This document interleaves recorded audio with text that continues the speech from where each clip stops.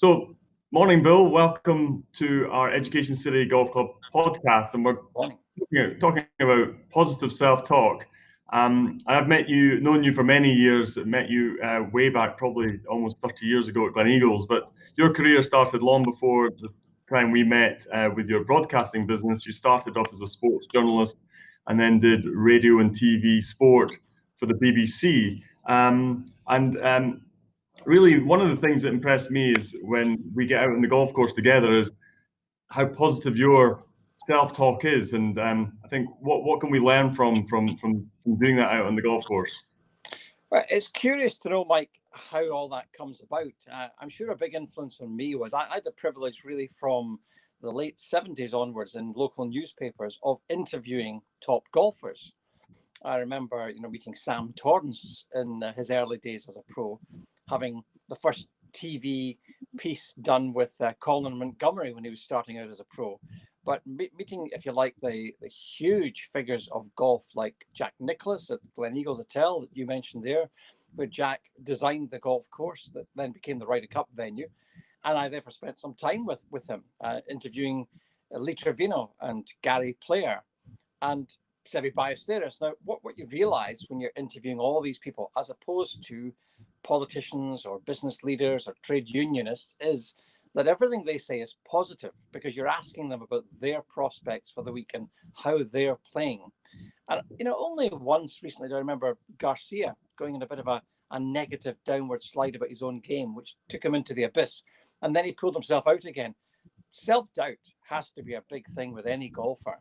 But what you realized interviewing these top golfers week in, week out, was their ability to rise above the negativity and to talk positively about their prospects was phenomenal, because culturally it's a no-no where you and I come from in Scotland, is to tell people very positively about your prospects of winning sounds boastful and arrogant. So you and I grew up with parents who I'm sure wanted to make sure that rather than stand out from the crowd and be criticized, that we sat down, kept quiet, and didn't say out loud what we believed was going to happen, especially if it's going to be positive. So having interviewed all these golfers and seeing what they were doing, I'm sure a lot of that sunk in with me in terms of what I would then take into a TV studio, talking to myself positively if things were going wrong, and going into any interview situation expecting to succeed, expecting to get the interview, expecting it to go well, expecting to get it on air. That then carried into my golf. And so as a result, I would keep telling myself the shot I wanted to hit. And perhaps what was different about what I was doing, Mike, was I was saying it out loud. A lot of people say it to themselves. But I believe that saying it out loud is a commitment. You're saying to your playing partner, okay, I'm going to start this down the right. I'm going to let the wind drift it over to the left, or I'm just going to hit this firm on the right lip of the cup. And, you can be wrong. And often we are wrong because our technical ability, certainly in my case, fails to match up to the mental process. But telling yourself positively what you want and expect to happen, I believe, is a big part of the makeup of any successful golfer.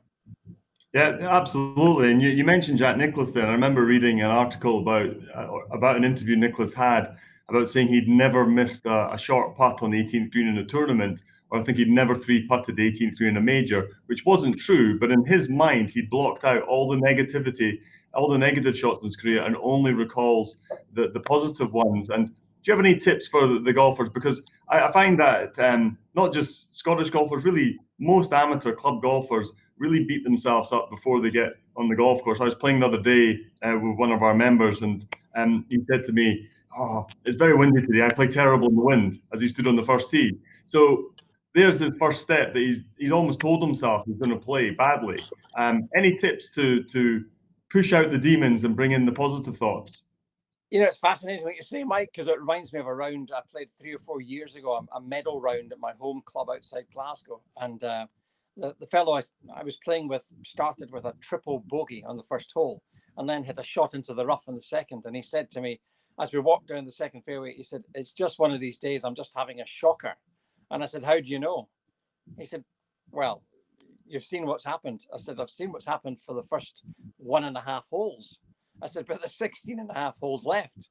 And what I find fascinating is that I think there are two reasons why people start to tell you how badly they're playing or what they're bad at. One is because they feel embarrassed. You know, they're apologizing for how badly they're playing. But in my experience, and I'm sure you found this the same, Mike, it matters more to me how I'm playing to myself. And I can excuse my opponent any bad shot. In fact, we're quite relieved to see one if we're losing a match. So, you know, it's how I'm playing that tells me how much I'm going to enjoy the game. So that's the embarrassment factor. But the other factor is, and this is deeper, there's a voice inside our head. I call it the psychotic parrot. Now, I'm told that 80% of thoughts we have can be negative. And it's there to protect ourselves. I'm sure it was there to say, that's a saber-toothed tiger, run, when we're a caveman, you see. But now it's become, oh, I'm driving terribly, or I'm hopeless in the wind. And that's useless. In fact, it's very counterproductive. Now, that voice inside our head has the ability to be turned into a positive voice. Some people do it through self-development. The books I have around me are generally self-development books, and I've written a couple as well.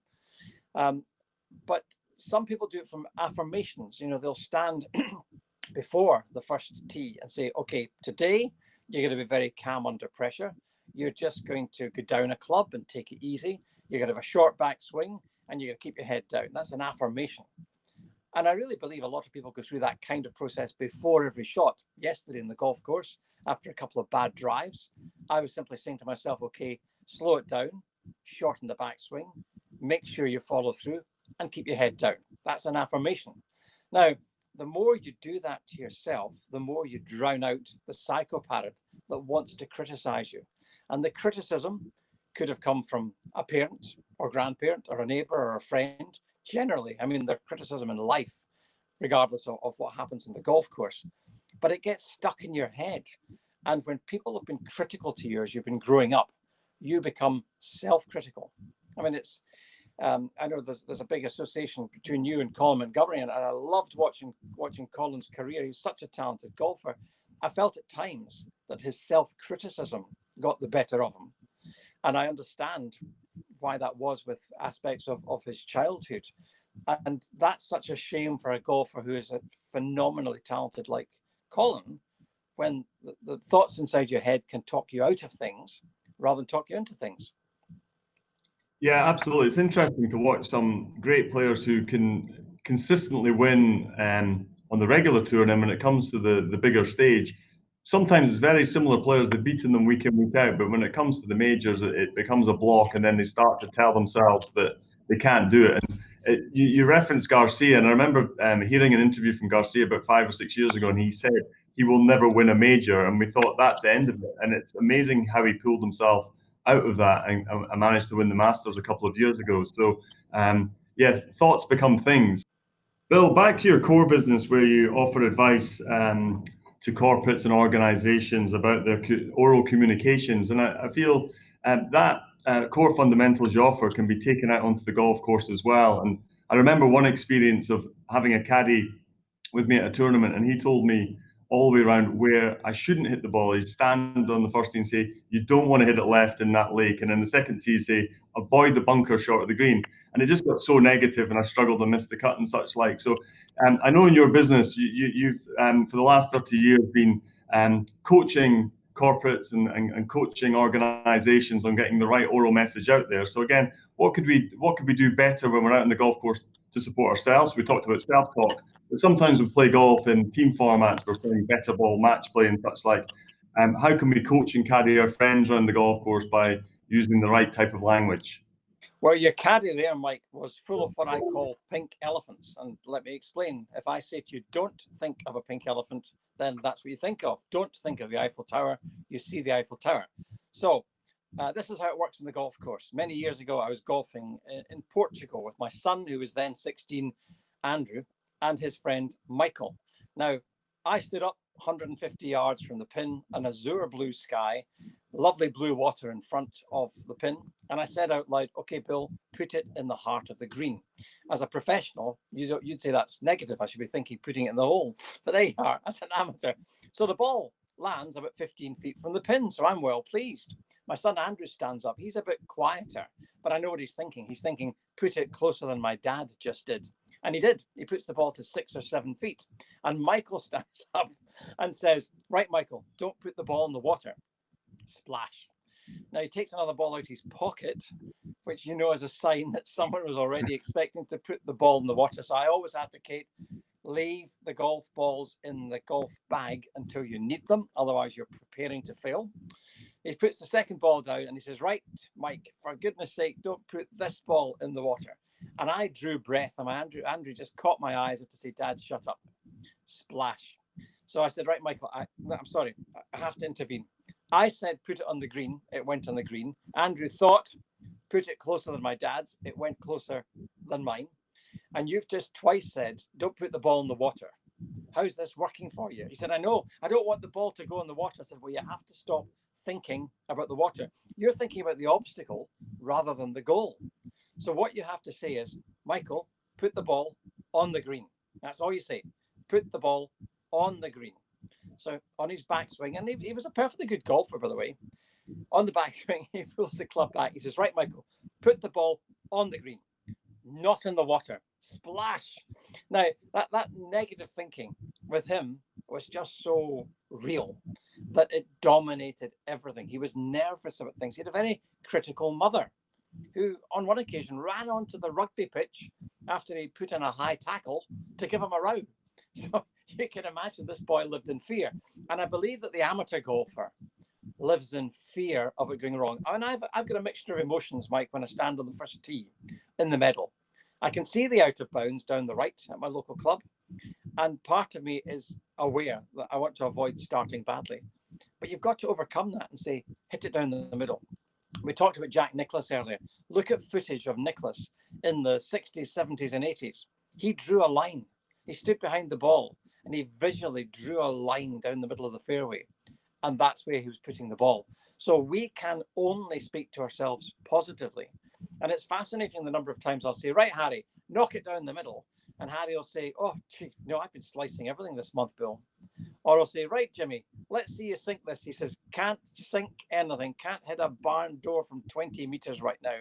So it's useless being positive to other people unless they're willing to be positive to themselves. But I always advocate, and you know this because we've played a lot together, be positive to your opponent. It's up to them to hit the shot, but you can make their round more enjoyable and you can help their self-belief by being positive to them. And I'm saying this, by the way, for bounce matches. I'm sure, Mike, the last thing you want to be doing as a professional is effusing positivity to your opponents. You might just say good shot once they've hit it, but I'm sure you'd rather avoid filling up their self-belief before they hit it. Again, when you're in the corporate world and you're coaching organizations, you talk about the shopping list or preparing for an interview or preparing for a board meeting and such like.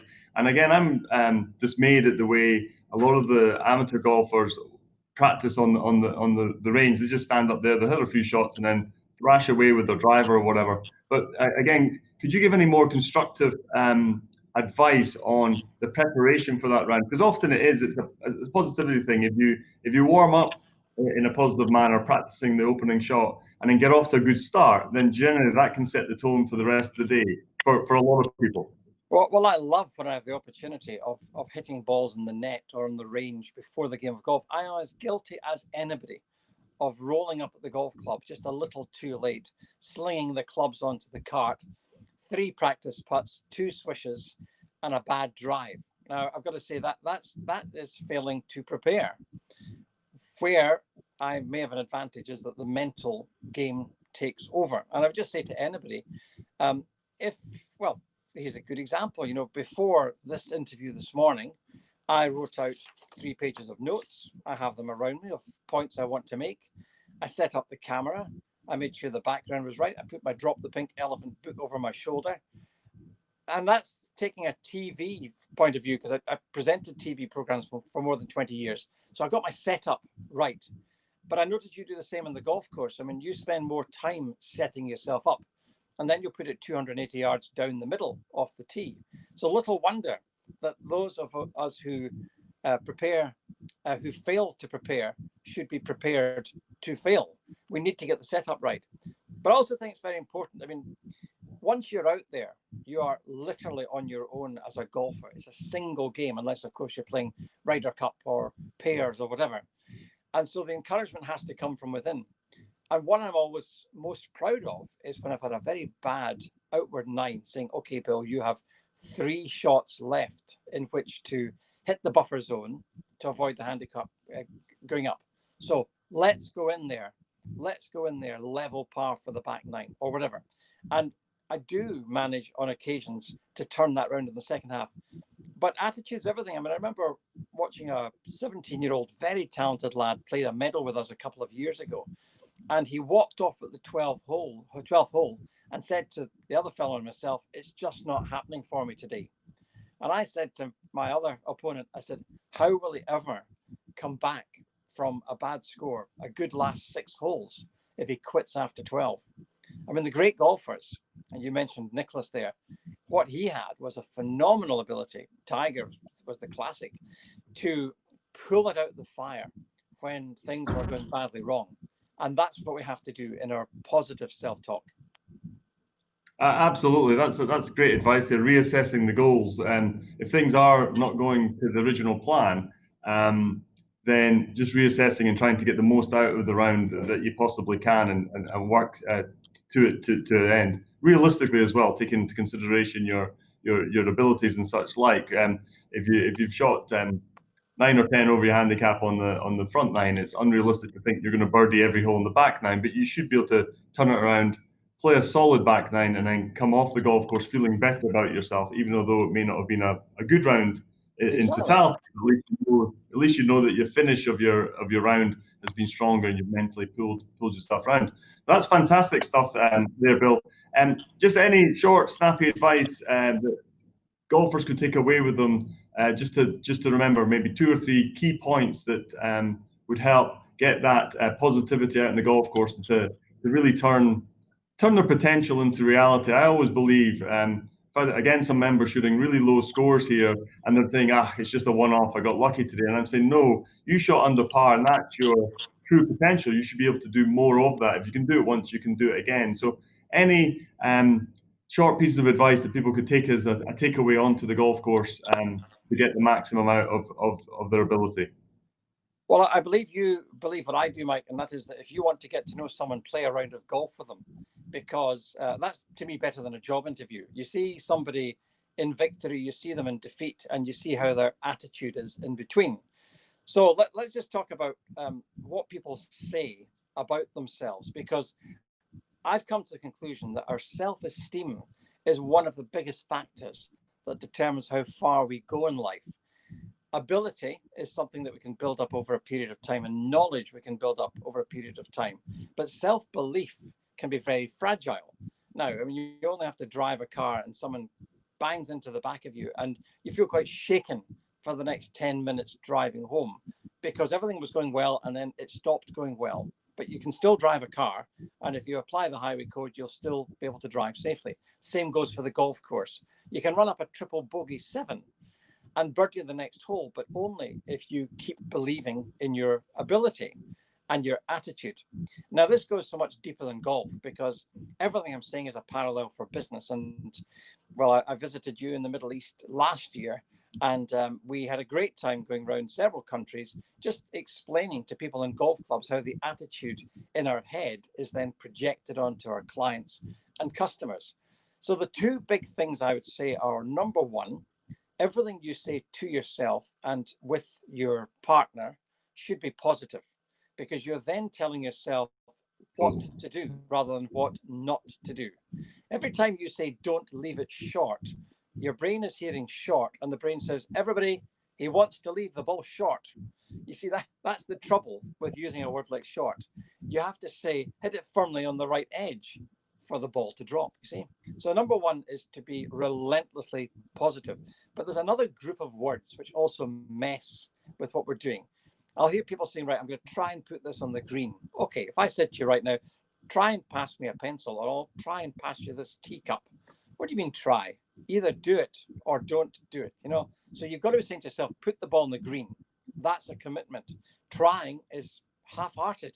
And the other suite of words that go with that are try, quite, hopefully, relatively, reasonably, fairly, I'll do my best. There's a whole bunch of words which I call the watering down words. They water down commitment. But leaders will use words like, I firmly believe, we're committed, we're determined, it's our clear goal. They should be saying that in their corporate message. They should be saying that on their website. They should be saying that to their members, to their clients, to anybody they're doing business with. And we need to use that language on the golf course also, because what we think about, we bring about. And we manifest things by thinking about them. When I came up to my study here to do this interview, without thinking about it, I put one foot in front of the other to climb the stairs. But subconsciously, my brain was telling me where to go and what to do and at what time. Now, if we're thinking negatively, our brain is telling us what not to do.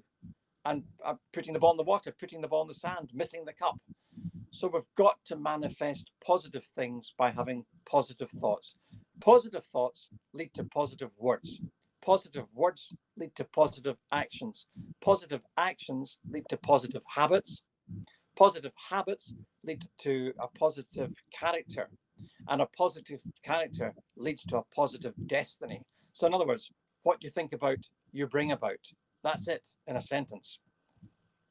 Fantastic. I think that's the great summary there. And I think anyone that's going to listen to this podcast, if they can take those positive takeaways and go out onto the golf course with that about their positive actions, committing to what they want to do, where they want the ball to go in the positive tense, then all the practice they put in on the driving range and the ability that they have is really going to shine and come to the forefront, and they'll get the positive results they're looking for. So really, thanks very much for your time this morning, Bill. It's been wonderful to meet you again. And once we can get traveling again, I look forward to having another golf match with you. Thank you. Absolutely. Well, you have two positive mindsets locked in combat. Excellent. Super. Thanks, Bill. Thanks, Mike.